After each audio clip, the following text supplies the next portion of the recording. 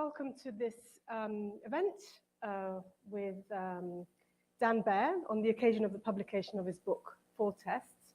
Dan Baer is the Senior Vice President of Carnegie Endowment, my boss, basically. Previous to that, he was also the US Ambassador to the OSCE, so has plenty of experience here in Europe. And the book really is about thinking forward about the United States, the United States in the world, which is the subject of today's conversation. And I'll ask Dan first to introduce some of the key points of his book. And then I'm absolutely delighted that we have Ambassador Julianne Smith, US Ambassador to NATO, to share with us some ideas about what the US has been doing through NATO, through international partnerships, and through its foreign policy. And then we'll open it up for a broader conversation. So I'd like to start with Dan. I've just come back from a workshop in which we quoted, there's a lot of quoting of Gramsci going on. And it's sort of rather ominous to be quoting a communist who died in a fascist prison to get some optimism, right? So the quote that most people enjoyed in this workshop over the weekend was the pessimism of the mind and the optimism of the will. And then on my way back, I was reading your book, and I thought it's a very nice, it sums up nicely your, but also trying to identify some positive elements and, where can the US focus to reform, to change itself, but also its international role. So you want to share with us your four tests, what they are, and we'll start with that. Sure. Rosa, by comparing, probably damning both sides of the American political spectrum. But I'll take the comparison even so. I would guess that conference was not in place anyway at Washington Way, because it's not often if she comes up in DC. First of all, thanks for having me, and I'm glad to be here. And a special thanks to Julie Smith for being here. Administration, somebody I've been having for a long time and got to work with on the transition team for the Biden administration, and who's doing amazing work for the United States here. So the book, the reason I wrote the book, which is maybe the easiest way to explain it, is that is a couple of things. One is that I felt there were a lot of people in the United States that felt like the United States was in inexorable decline. It could not be, that we couldn't pull ourselves out of. And it was clear to me that we had made choices that kind of led to this perception of decline, and we could also make different choices that would lead us out if we wanted. And the other was that I felt like there were kind of, because of that assessment, that the Chinese were eating our lunch, or that America seemed to forever, there were too many people who were giving up, feeling like cynicism was the only kind of, not cynicism in a kind of aggressive way, but like the kind of cynicism that you retreat into was the only thing that was available to them. And so the four tests are actually meant to be kind of organizing buckets for a series of challenges that we face. It's the challenges. And the first one is scale, and that one connects to the fact that the United States is declining in relative scale compared to because of China, but not only because of China. And that changes the strategy that a country needs to pursue. It can't count on being ever dominant. You have to think about how you look at the world in different ways. And the other three kind of connect to that. The next one is investment. We are clearly not investing enough, given the state of the economy, in terms of its technological, investing enough to make America competitive in the coming 50 years. The next one is fairness. When you are getting relatively smaller, all of a sudden, fairness that used to be a social justice or racial justice issue becomes something where you've got a bunch of your citizens who are effectively on the bench, not able to compete. And so fairness has a competitive reward if you can make progress on fairness, particularly. The last one, which is the hardest one, and both fairness and the last one, which is identity, is really maybe the one that people will see as not maybe, probably the one that people will see as most, but also I think deeply felt by most Americans, which is that if we are going to succeed in this century, we have to figure out some way to embrace a common identity that is what I call thin, but foundational, where all Americans can see themselves a part of some kind of common project and have that rooted in an identity. We obviously are dealing with a huge schism today. And so I try to put forward not the only idea, but an idea of what a common identity would be. A common identity is kind of foundational to being able to work together, a collective enterprise, which is what I think America should be. Can you just elaborate a bit more on how does that translate then onto the US's global projection? You talk a lot about international partnerships, talk a lot about allies.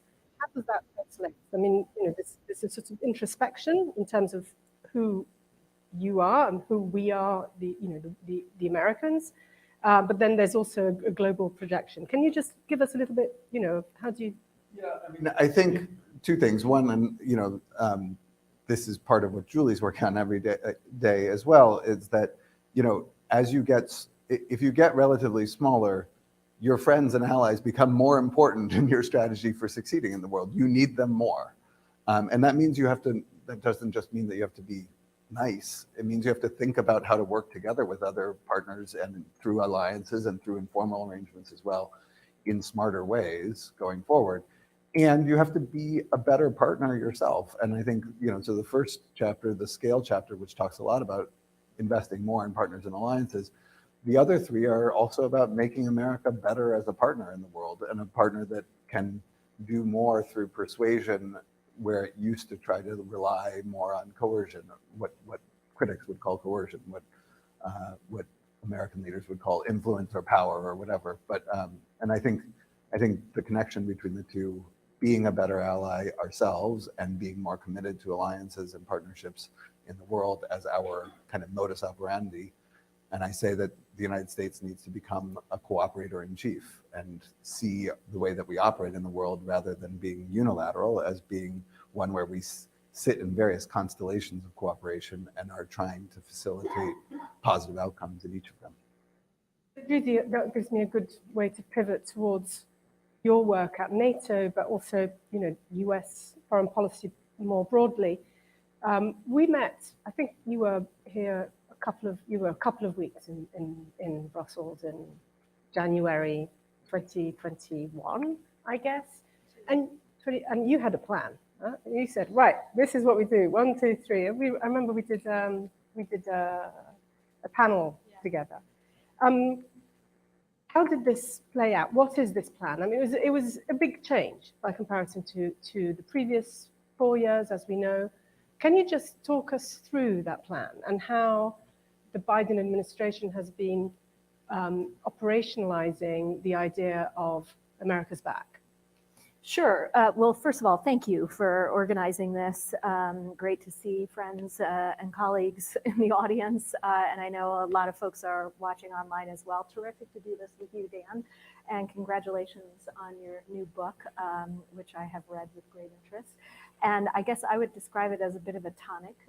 I think you're right. There's a lot of doom scrolling out there, and I think people are inclined, whether they're in the United States or frankly elsewhere in the world, to kind of throw up their hands at the moment. There's a lot coming at us, and there are different ways to describe it. But one term I used years ago is kind of compounding complexity, and that's what it feels like each and every day, just layer upon layer. And so I like your approach because, as always, you're an optimist at heart, while you also see the cynicism, and I suspect feel it yourself sometimes. But I like the way you structured this. It was really, really creative and interesting way to look at it. Obviously, the part I'm most interested in, because I live it, and my colleagues live it each and every day, is this emphasis on allies, alliances, and partners. And of course, this was something that President Biden talked about, not when he came into the Oval Office, but when he was campaigning to become president. He talked a lot about his interest in revitalizing alliances, and he meant it. And he meant it for lots of reasons, but one of the chief reasons was, of course, what Dan is describing, that America's position in the world is shifting and evolving, and it requires a wider network of alliances and partnerships that not only invest in those conventional structures, but I think what we've also seen from him is to kind of break down the normal structures and think more creatively about new approaches. So on those two tracks, on the new approaches and revitalizing kind of our conventional alliances, yes, I definitely was tasked early on to come in early, although I didn't arrive early, took a little bit of time to get here. But once I arrived and made it through the confirmation process, I felt like my instructions were very clear coming from the president and the team around him.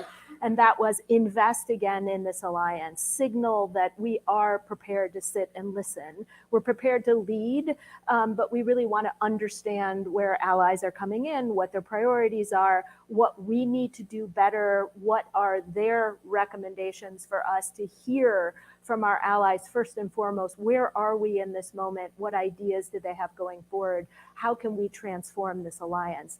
We obviously took note when President Macron called the alliance brain dead in 2019 and wanted to think more about why was that said, what triggered that comment, is that a sentiment that's shared by others, and how do you tackle what's driving those types of conclusions?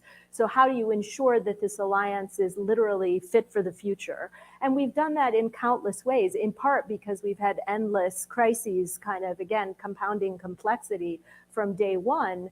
But I think Ukraine has given us an opportunity to return to the alliance's core mission of collective defense and double down on reinforcing the eastern flank, supporting Ukraine, of course, isolating Russia as well, while we're simultaneously preparing for new challenges. And whether that's cyber, space, new domains, tech, protecting our technological edge. So that's kind of a two-track approach inside the alliance. And I think we've pushed and worked closely with all of our allies across the alliance to deliver on both of those accounts. Ensure that the alliance is continually evolving and adapting, but ensure that it's meeting its core mandate. And in this moment, reinforcing the eastern flank and returning to the deterrence and defense agenda. Then, outside of conventional structures like NATO, of course, there's been all sorts of other interesting new developments or renewed efforts in lots of spaces. And I think in your book, you mentioned specifically the UDCG, which is an interesting configuration, 50 countries coming together to provide security assistance to Ukraine. It is not done for all the right reasons through the NATO alliance. It is done through a different new format where the US is leading this effort, but working collectively with 49 other nations to ensure that Ukraine has the security assistance it needs.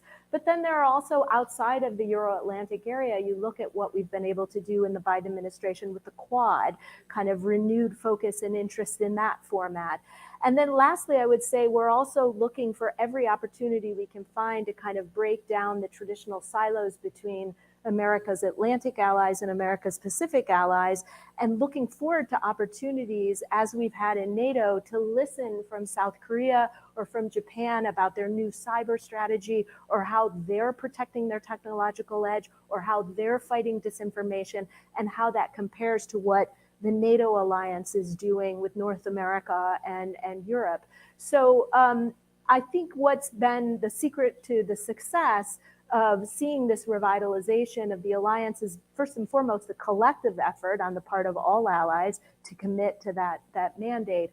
But again, to think creatively beyond just the structures that we created 75 years ago, recognizing that the web of partnerships has to stretch beyond just formal membership in the OSCE, in the European Union, in NATO, and so on. So it's been just a remarkable period.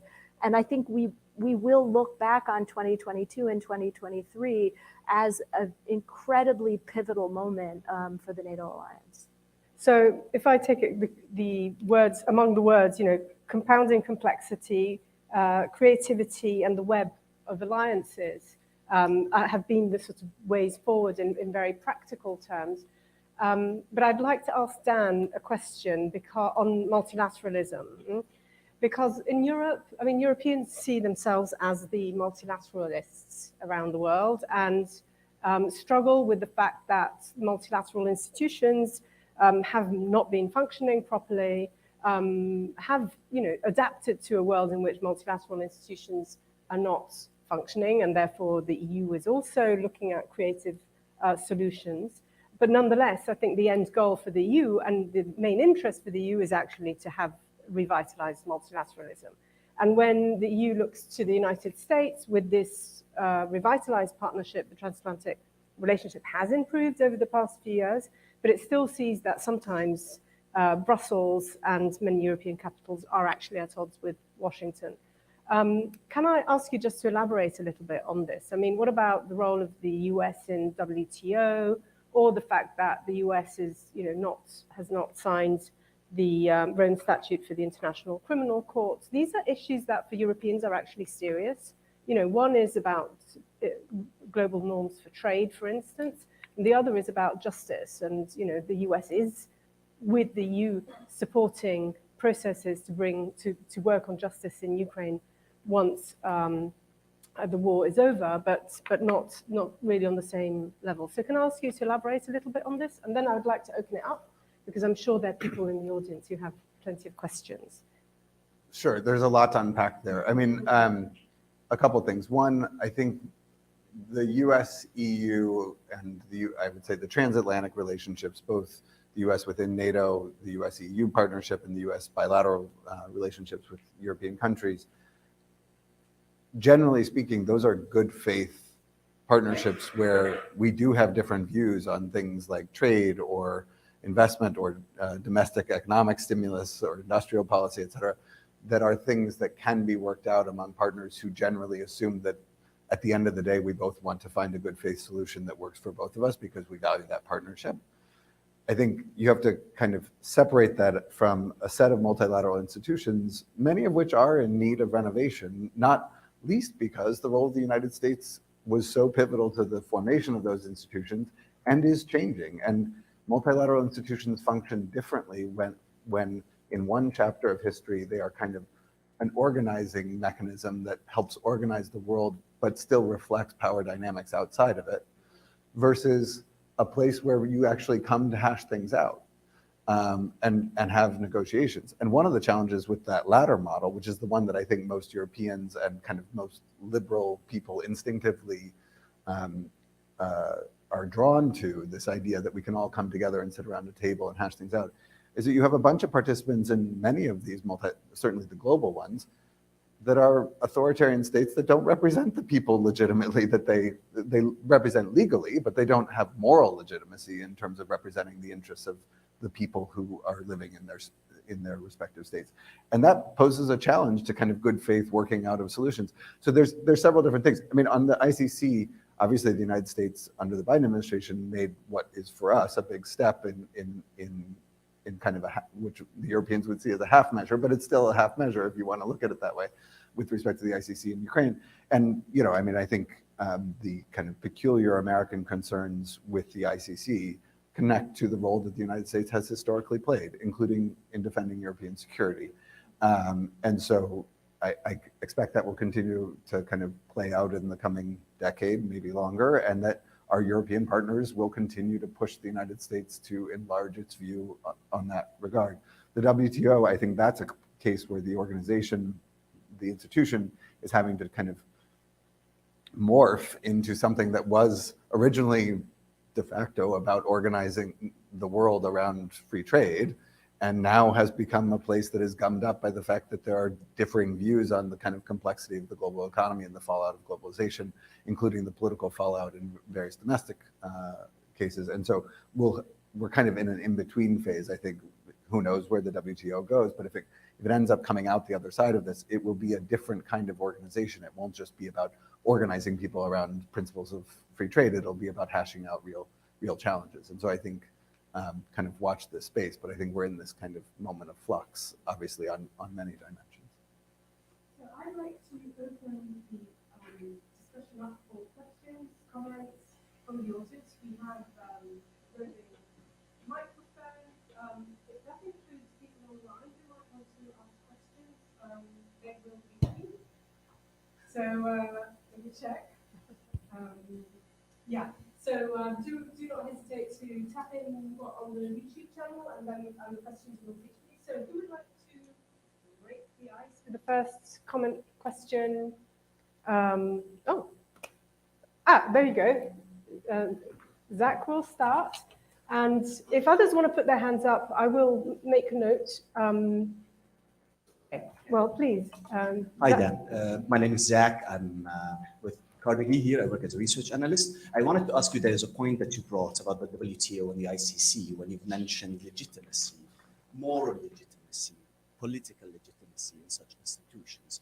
And we know that the US and the EU have advocated for free trade for quite some time. The world knows this and likes this to different varying extents. Now that our norms are changing, I really wonder, where is the source of both economic legitimacy and kind of political legitimacy on the global scale between countries?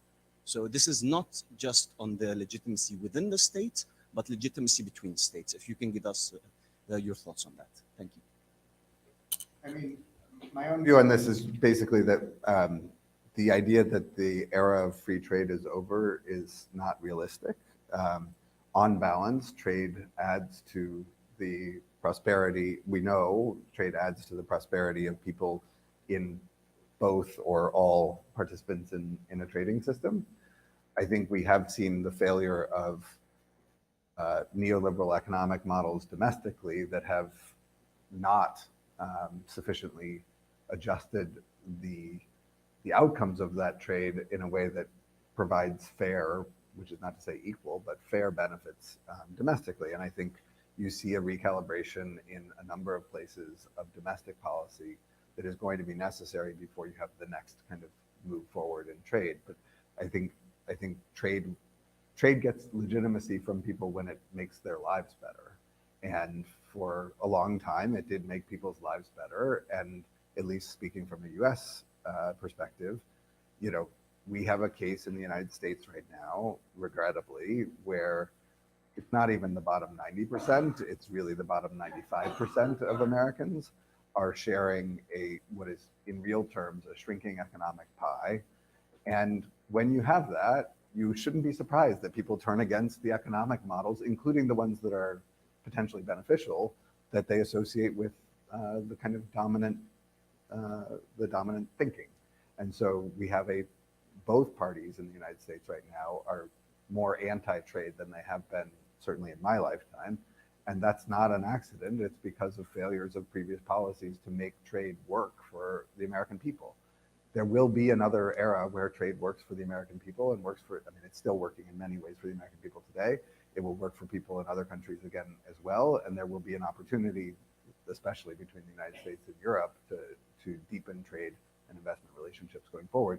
When it and the question about legitimacy, it'll have legitimacy when it's actually making the majority of people's lives better. So it's legitimate if it works. Yeah. I mean, I think most people measure it that you know, the proof of the pudding is in the tasting. Yeah. Thanks. Zach is referring to some work that we're doing together on political legitimacy. And you will soon discover that we're actually slightly in disagreement with that. But that's for later. But Our next panel. yeah, exactly. No, but I'd like to ask Julie, while the audience thinks up another question, I'd like to ask Julie something, because there's something that Dan wrote in the book which is perhaps somewhat counterintuitive. He's saying, you know, that the challenge is to shift from being a boss to being a genuine leader, which is not counterintuitive. That's good.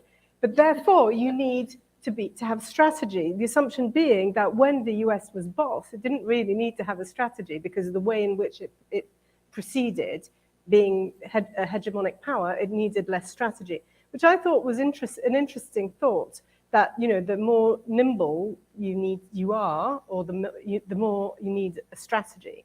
So I was just wondering if you'd like to comment on that, given that you have, you know. We should unpack that for a minute. Walk us through the thinking on that section. I mean, really, this is not the last 70 years, but certainly the kind of really only 10 years after the Cold War.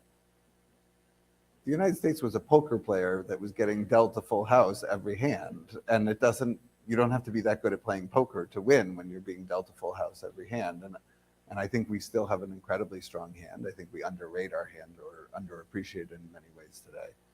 But I think we have to get smarter about how we play that hand because of both because of the compounding complexity and because of the rise of other powers that make it less easy for the United States to say, here's how we the United States or this part of the world are going to tackle this challenge and expect that others will line up because there's no choice given the economic heft and the military heft of the United States. Right. Yeah. So with a whole array of actors now, regional players, rising powers, different voices coming onto the scene, and with a smaller set of resources, yes, I appreciate definitely and would agree with what you're saying. I mean, you have to be more strategic. And we face those challenges each and every day as a country now, making some hard choices. And we're making it in real time right now. We're thinking about the challenges that are unfolding in Israel and Gaza. We're thinking about the ongoing war in Ukraine. We've got a watchful eye on Taiwan for all the obvious reasons, but also closely watching events in the Western Balkans or Armenia and Azerbaijan, and the list goes on, not to mention Africa and a whole host of other brewing or troubling potential areas of conflict in multiple corners around the world. And so there is this necessity to try and figure out how will you empower and strengthen the partnerships or / alliances that you have in those multiple corners so that you can take the limited resources you have and allocate them strategically. So I think this is a point that we are living out each and every day inside the NATO alliance, as not just the United States, but many allies are faced with similar dilemmas.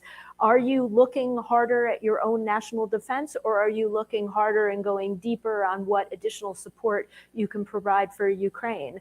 Are you thinking about, the presence you have in some far away destination, or bringing those troops ever closer and back to your borders for regional challenges instead of those faraway expeditionary operations? And that's been a major shift just in the last couple of years. And I think I would say just in the last couple of weeks, those types of debates are ever present across the NATO alliance. Thank you. I have a question for Dan. This question I was expecting to come sooner, but here it is. What about the next US elections, and what happens if we have another 4 years of a Trump or Trump-like administration, with respect to the foreign policy dimension, of course? Well, I mean, I think aside from there obviously it would be a very significant change, and I think in the way that the first Trump administration was a radical departure from people's expectations of the United States established over the previous 7 decades, a second Trump administration would be an even more radical departure, including from the 4 years, if it is only 4 years of the Biden administration. I think from a foreign policy perspective, one of the things that's interesting is that this is not just on the right, although we see it more right now in the Republican Party of the United States, but there's a rising isolationist impulse. And there's a bit of it on the left too for different reasons, but I think you'll see that supercharged. And I think one of the things that I've tried to do is muster as much sympathy as I possibly can, not necessarily for the members of Congress who I think know better, most of them, but certainly for the voters who are sending them to Congress, who look at the world and its compounding complexity and say, shit, that's scary.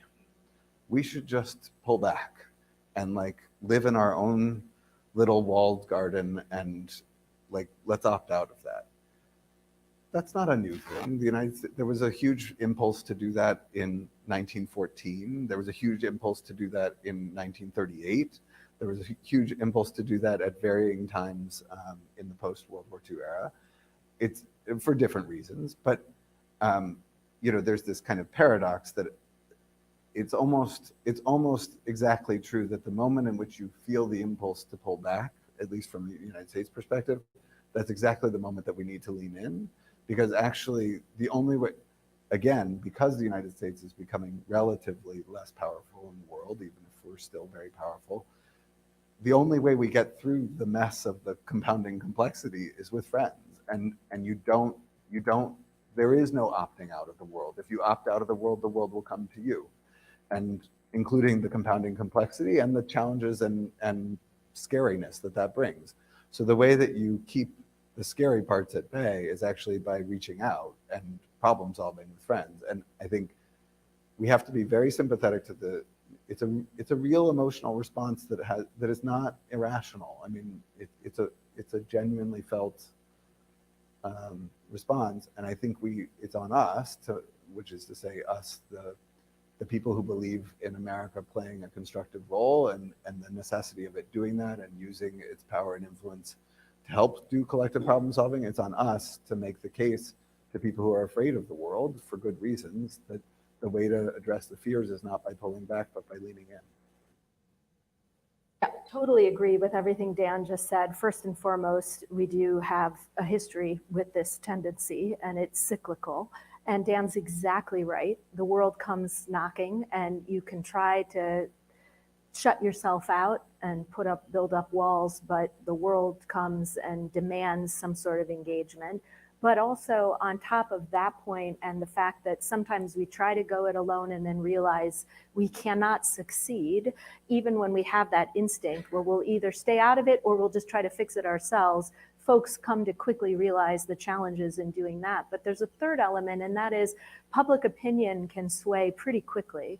I think if you look back on the question of what happened in Syria during the Obama administration, I think early on the American public was thinking, boy, this fundamentally to us feels very far away. Could I really identify the direct US national interest in trying to fix this problem or getting engaged? But what you saw over time is that in the polling numbers, American sentiment started to change, and that kind of chorus of we have to, quote, do something, even if we had trouble defining what the do something actually meant, those voices did get louder over time. And irrespective of who's sitting in the Oval Office, on the right, on the left, they start to feel that.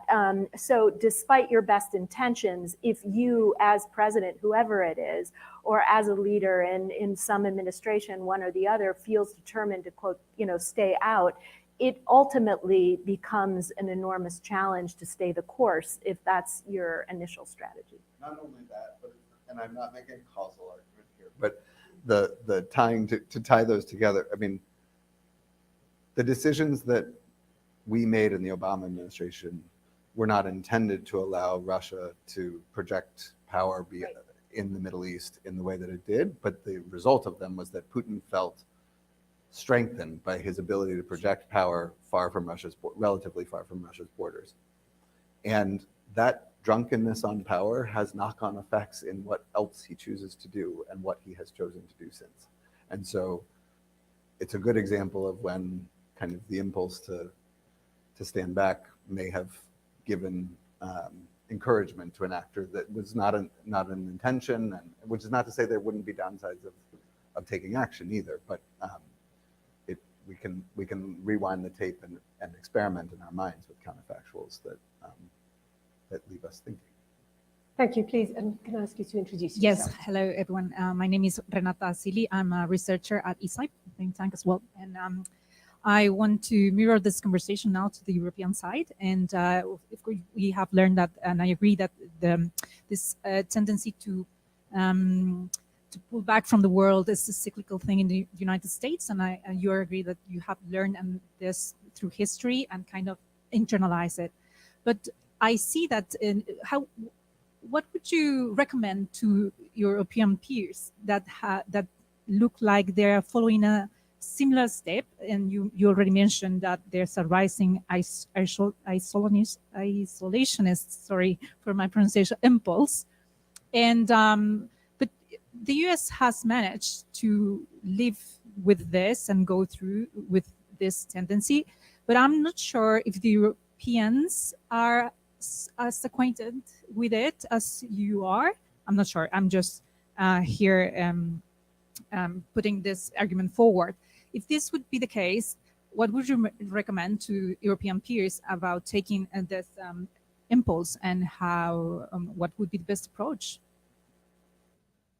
I think both of you can perhaps take. Who wants to go first? Although Julie probably has more. I mean, my impression, looking from the other side of the Atlantic now, is that I see European powers much more conscious of the fact that we still live in a geopolitically incredibly difficult world than they were 7 years ago, when I was, part of my daily job was to make the case for that. So I mean, you look at Poland right now. Yes, they've been saying Russia is a threat but now that Poland is really stepping up as a kind of major power in Europe, and being part of conversations. I've seen the Polish National Security Advisor in Washington talking about China in a way that no European powers were talking about China 5 years ago or 7 years ago. So I guess I don't see the French as well, the Brits. I mean, the Brits for their own reason, because they're trying to figure out what their role in the world is post-Brexit and reestablish themselves as a kind of standalone actor in world politics. I mean, I don't experience an isolationist impulse as much from Europeans. And that may be partly in reaction to the fact that, both because of the first Trump administration and the fact that, the United States, larger trends, Europeans have become less confident in the role that the United States will always play, being the long pole in the tent that takes care of them at every turn from a security standpoint. So maybe there's more stepping up because of the sense of the U.S. possibly or pulling back, or a kind of gradual decline of U.S. power.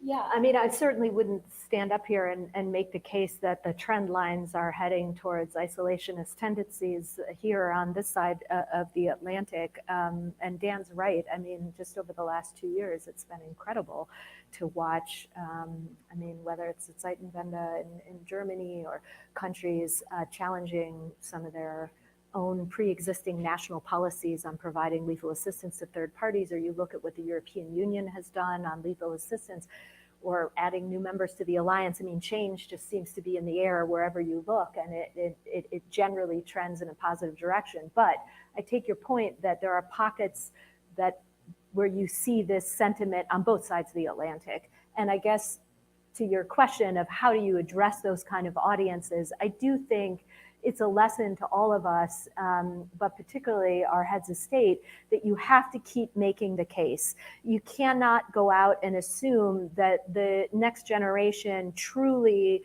understands the benefits of investing in what is sometimes a messy, bureaucratic, multilateral solution. You've got to fight for it. I mean, you say in your book, maintaining and strengthening alliances and partnerships takes a lot of work. But I think what we have to do is convince those corners of our population that are skeptical what the fundamental value is, why it matters to them, and why they have to stay invested, which brings us back to the last question. Because the world won't let you disconnect. The way in which the world functions today, you can build as many walls as you want, but it just is almost impossible to isolate yourself from world events at this point. And you just look at the impact that the grain not getting out of Ukraine has had around the world. And it gives you this sense of the impact of what happens in Ukraine, that global impact felt in so many corners, not just in the immediate neighborhood, that issue alone. But I think sometimes leaders assume that the next generation just will fall in and follow and understand the logic behind investing in alliances and partnerships. And the take work part, it takes work line, for me, also applies to a public messaging piece of it.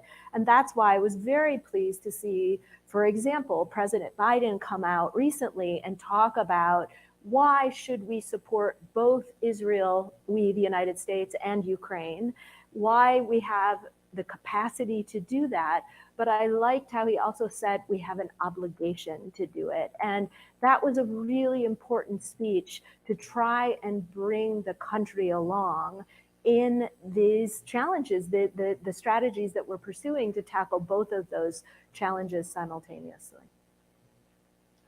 Oh, great, a question.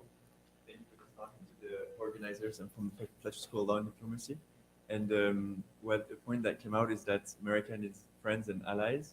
So we in Europe, what kind of, to safeguard the transatlantic security architecture, how should Europe look like? Is it a European pillar in NATO? Is it more strategic autonomy to have a strong European states that will help the US, do its role in the world? Or so what do you think about that? Right, who wants to go first? So I guess one of the things I think we can get into strategic autonomy and stuff like that, which I think is like kind of a red herring. Yes, I want Europe to have strategic autonomy, and I want the transatlantic relationship to be strong enough that that we work together well as partners now and forevermore. I think there's an opportunity for the U.S. and Europe right now. I think here's the counterintuitive thing. I think the United States and Europe actually could become much more integrated. If I wanted to be particularly provocative, I could say that 50 years from now, I could envision the United States having a kind of Norway-like relationship with the EU, in the sense that, like, which I'm kind of joking there, but I mean, there's an opportunity to be much more deeply integrated, North America and Europe, on university education, on advanced research in science and technology, much more integrated than we are now in terms of common funding, both for basic research and for building startups and stuff like that, than we are now. There's an opportunity to be much more deeply integrated in terms of exchanges and having common understanding of each other's cultures, et cetera, than we are now. And so I guess what I would like to see going forward, by the way, David, my other, the Canadian ambassador to NATO knows that my other provocative idea is that the United States and Canada become kind of a federation and merge and become a geopolitical powerhouse that nobody can contend with. So he knows that I'm want to make these thought experiments, but I think we have historically thought of basically of alliances and partnerships as being states agree that at the international sphere they will cooperate and solve international problems together. I think that many of the domestic challenges that we face economically, particularly, and in terms of investing in people, which is the kind of competitive advantage that our societies can have in the 21st century, many of those challenges could also be tackled together, and that requires partnerships between what have heretofore been purely domestic institutions that are much deeper than they have been in the past. And so if I had a dream for the U.S. and European relationship, and Canadian, the North American and European relationship, I'm being trained. The North American and European relationship, it would be that we have deeper partnerships kind of below the surface, below the NATO level, below the international sphere. I mean, we're not working on a Norway-like arrangement for the United States inside the EU quite yet. No, I know. But I will say that what was really interesting, and you'll remember this on the transition, and in fact on the campaign as well, it was interesting how many times the president and the team around him really put an emphasis on the EU-US relationship. When he talked about alliances and partnerships, he wasn't defining it strictly as a NATO issue or our relationship with Australia or Japan. We heard time and time again, let's take a long, hard look at America's relationship with the European Union and double down and find some creative ways to engage them, particularly on technology. We've got the TTC, but there's our traditional bread and butter issues of the trade piece of it, but you could see an interest on the part of the president to stretch beyond kind of the traditional framework. And so we've started this dialogue on China. We have a dialogue on Russia. We have a dialogue on security and defense, which is interesting. And he's committed to holding summits, having engagement at multiple levels throughout the year. And I think this has been an important signal to send so that we can lift up this relationship, and hopefully it benefits also the good work that we do together in NATO. So to the extent that the US can work with the EU and support its efforts to build capacity, to move out on defense production, to develop better defense capabilities and strategies, an Indo-Pacific strategy or a strategy on China, that then feeds into all of the transatlantic work that's ongoing inside NATO. And in fact, I think that's largely how it's been felt.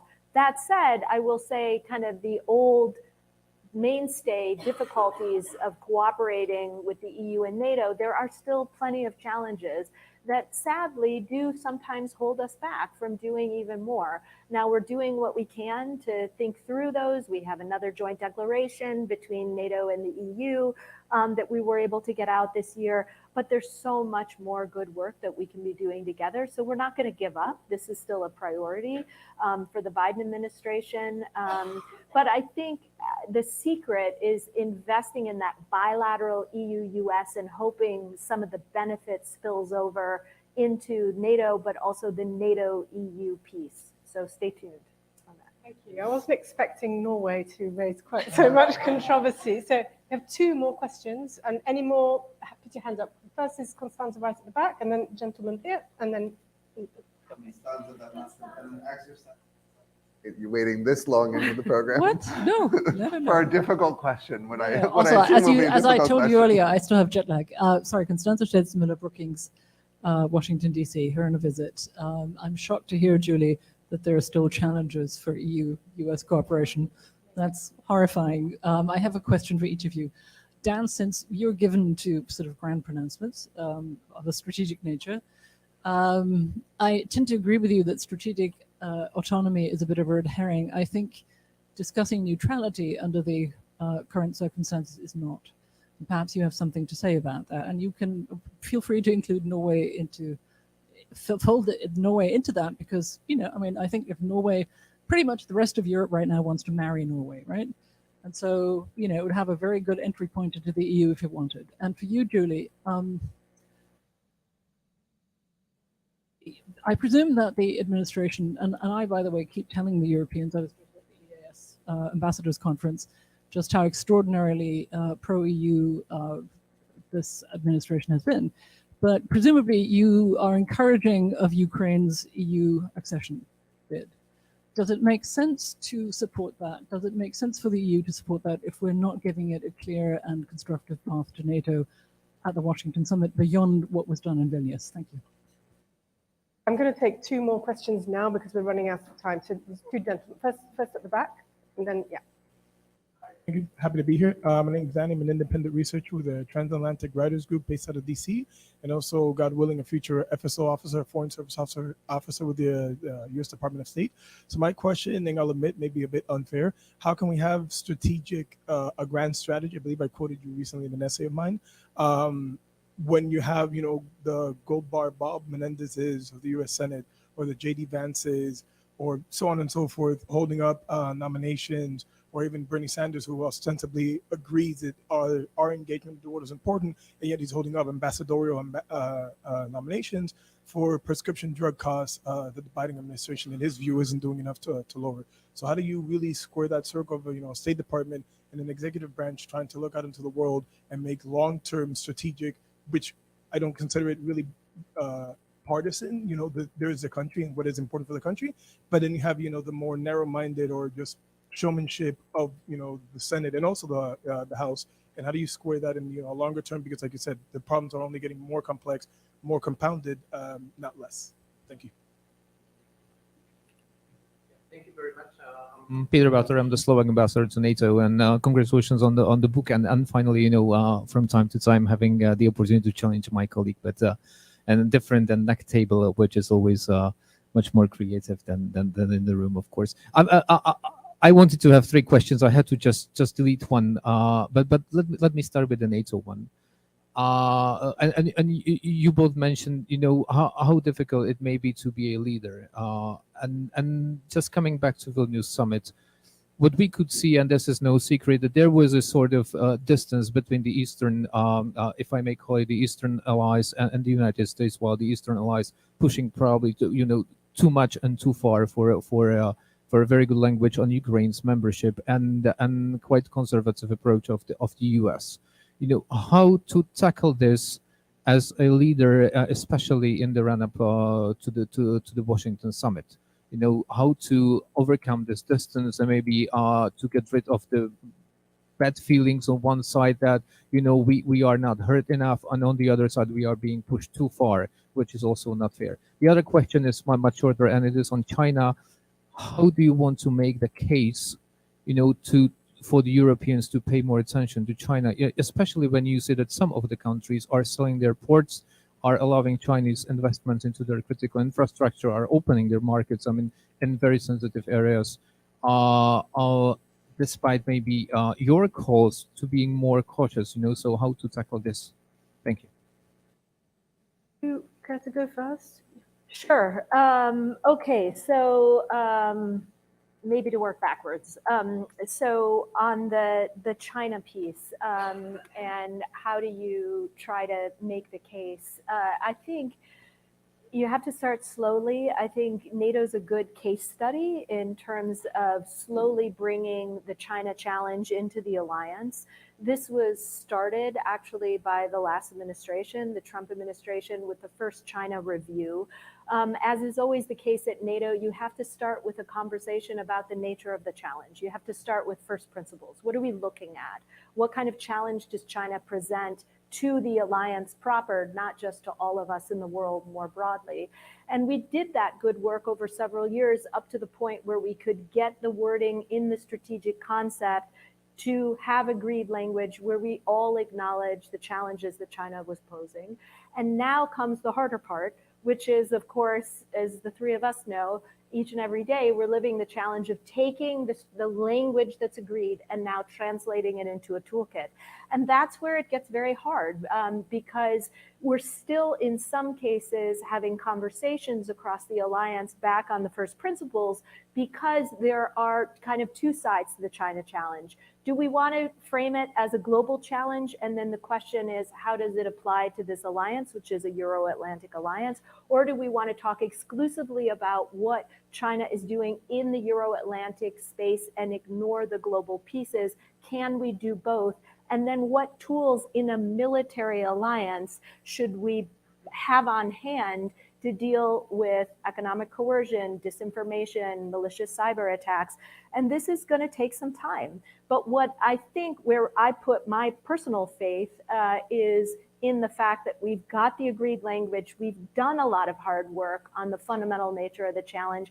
And I think we're going to have to push. Maybe it's not going to be in the next couple of months. Maybe it'll be over a year, 2 years, 3 years. We don't know how long, that we start to build that resilience toolkit. But that will be the task for all of us going forward. So I guess the answer there is gradual and incremental progress that's driven by a group of like-minded allies that want to see the alliance move out on some sort of agreed toolkit. On what happened in Vilnius and where do we go with the Washington summit, it's early days, but I think there are lots of different approaches. I think, like both of you, I've been to many NATO summits, not just during my tenure with the Biden administration, but in the Obama administration as well. And they always take different forms in terms of how you handle the deliverables in the communique. There are the summits, as we saw in Vilnius, for one reason or another, it just goes right into the summit, and you end up negotiating in real time while the leaders are literally down the hall. And you have the summits where you're able to declare victory and kind of agree on at least the main components of the communique and the deliverables well in advance. And for one reason or another, we did not manage to finalize everything when we went into Vilnius. And so we had a lot of things happening simultaneously. We had the leaders down the hall moving forward with summit business, but we also had the real-time negotiation on the summit communique. Again, not unheard of and something we've seen, But I think what happens in that process is it's just worlds colliding. What it does is it creates a lot of last minute, almost chaos to a certain extent. And it calls for the importance of resolving some of our differences, which we always encounter well in advance before we all board the plane. So I think in terms of thinking about the Washington summit, as there always are, there will be differences. You and I know that, David and I know that. We had an interesting exchange just this morning on the summit. But the key to working through those differences is to get at it early and often, and to try to lock down a resolution and consensus on how we'll resolve those differences before we board the plane. And so I think all of us can see the utility in doing that. And I think our hope is that we can continue those feisty debates in the weeks ahead, where we do bring different histories, different perspectives to the table, but that we all desire to reach consensus, hopefully before, again, we all board the plane for Washington. So on the nomination, I mean, I'll leave that to you, Dan. I lived it for one full year.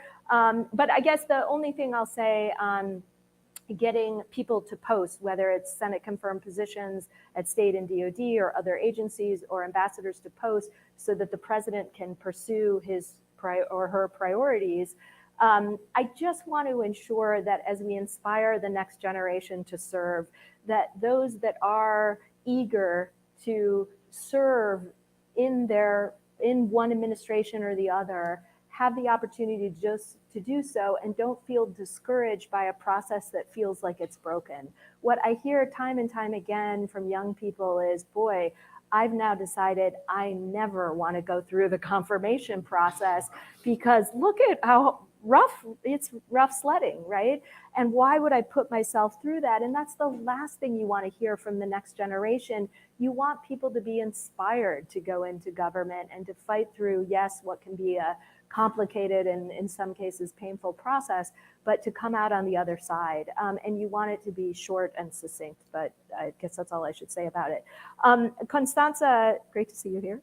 And on your question, I mean, probably leave you with an unsatisfactory answer, but I think we shouldn't prejudge what the EU is doing based on discussions inside the NATO alliance. I mean, we have to pursue both.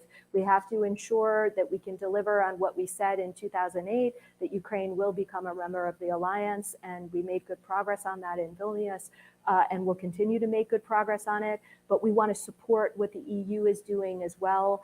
And however long that takes, and will be a different process. There are some things that overlap, where both of those processes are focused on things like good governance and anti-corruption and all the rest.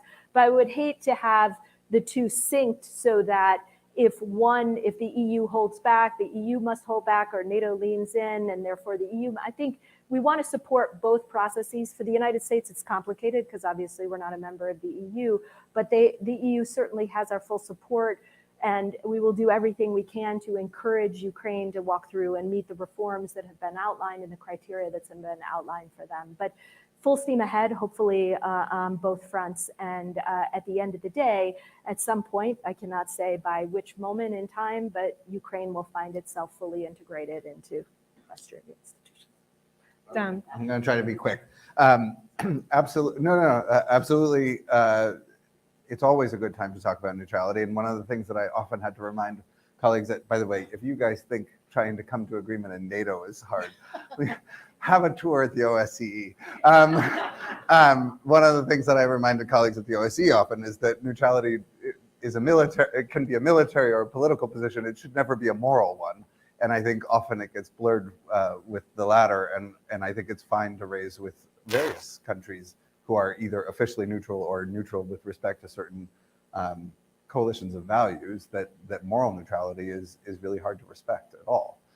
If you want, I'm going to be provocative and say, I think that people should be having a serious conversation with the Austrians and saying, I know your history, I know the legal challenges here, but Austria should be part of NATO. It's a free rider on the Hungarians of all. I mean, like, which is crazy. And so, I think there should be a real conversation, and obviously it can't be led by the United States, but like Europeans should be saying to Austria, like, what the hell are you doing? The other place where neutrality comes up a lot right now is with respect to China. And if I hear another person say that such and such European country doesn't want to have to choose between the United States and China, I'm sorry, that shouldn't be a hard choice. First of all, the United States is trying very hard not to force folks to see it that way. I mean, the way that we put our policy forward. But like, if you actually got to a point where you had to make a choice and you can't make it, that's on you, not on us. Like, right. Anyway, on the nominations process, there's a whole part of the book that is about the fact that the unfairness in our politics leads to these kinds of dysfunctions where it's not just in the foreign service or I mean, not just in America's overseas posts or national security posts, it's also our entire judiciary. And I tell this story of a Republican senator who told me in 2016 that he got a call from a major donor saying, if Hillary gets elected, are you prepared to hold up all of her judges? And he said, for how long? And the guy said, for 4 years, which would, of course, like paralyze the American judicial system. And like, that's insane that we have a system where that happens. And so absolutely, we need to do that. On ambassadors, I really think there is an opportunity to have a bipartisan group that would work through some common expectations for how long it takes for the Senate to give ultimately an up or down vote to nominees, because both parties should have an interest in that and not having these endless stalling. It does make, we didn't have an ambassador in India for over 2 years, and it's one of the most dynamic, interesting, pivotal geopolitical relationships in the world right now. That's crazy, and it hurts us. Sorry, just on the Eastern Allies thing, just one point. Our colleague Eric Charamella wrote this piece, both a Carnegie paper, and then there was a piece in Foreign Affairs about how to give security guarantees to Ukraine in the interim before a prospective NATO membership. And I think it's quite practical, and he did a lot of work. He was on the NSC, was the point person for Ukraine on the NSC before coming to Carnegie. And I think that's the most kind of the one that I've been able to wrap my head around most in terms of what's the kind of middle ground that really could be put into practice. My last one was China. Europeans paying more attention to also the Europeans paying more attention to China.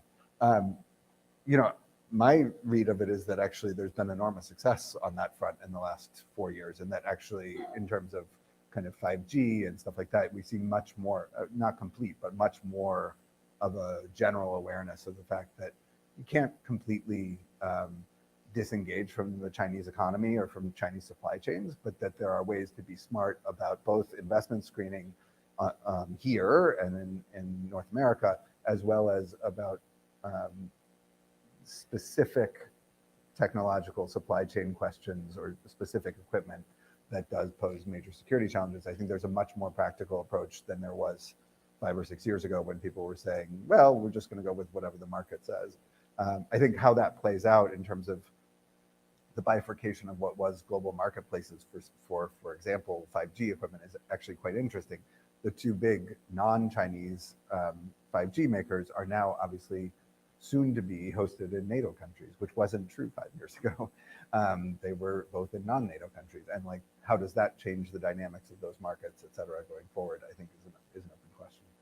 Thank you very much. I'd like to bring this to an end. We have overrun a little bit, and I know Julie needs to dash. Dan will stay a little bit longer. There are going to be some refreshments. His book is there, so if you want to stay and talk with him, you'll be available for a little longer, whereas Julie needs to go. So please let me thank you both, but especially Julie for coming over from NATO headquarters all the way to central Brussels to have this conversation with us. And thank you very much for joining us.